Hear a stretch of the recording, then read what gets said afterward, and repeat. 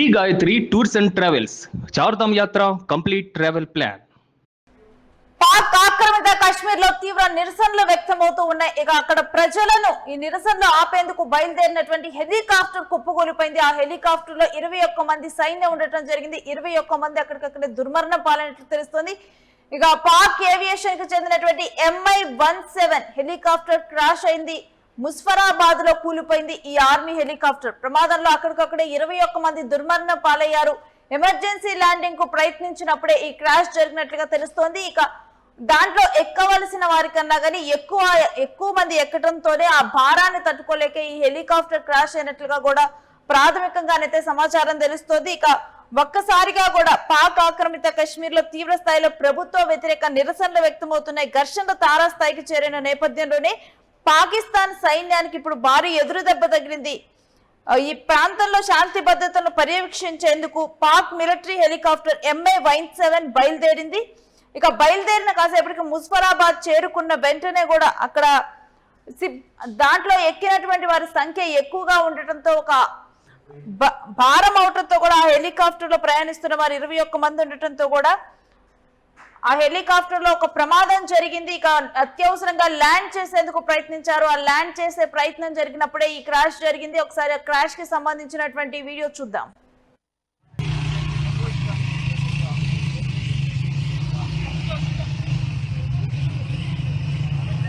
ये ग्रैंड सूरत हाल है जी। हेलीकॉप्टर ऊपर घूम रहे हैं और आवाम को देखिए, आपके दिलों में आवाम सारी जा रही है आगे रवाकोट से। ये सूरत हाल चल रही है।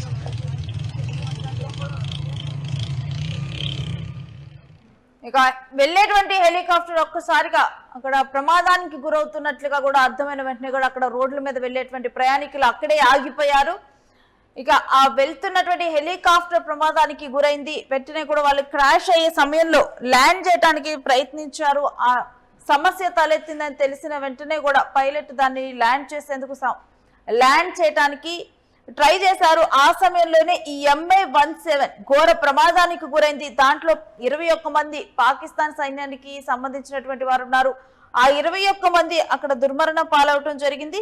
ఇక POK పరిధిలోని ముజఫరాబాద్, మీర్పూర్ ప్రాంతాల్లో నిత్యావసర ధరల పెరుగుదల, పన్నుల విధింపునకు వ్యతిరేకంగా అక్కడ ఉన్నటువంటి స్థానిక ప్రజలు JAC joint Awami action committee ఆధ్వర్యంలో ఆందోళనలు నిర్వహిస్తూ ఉన్నారు.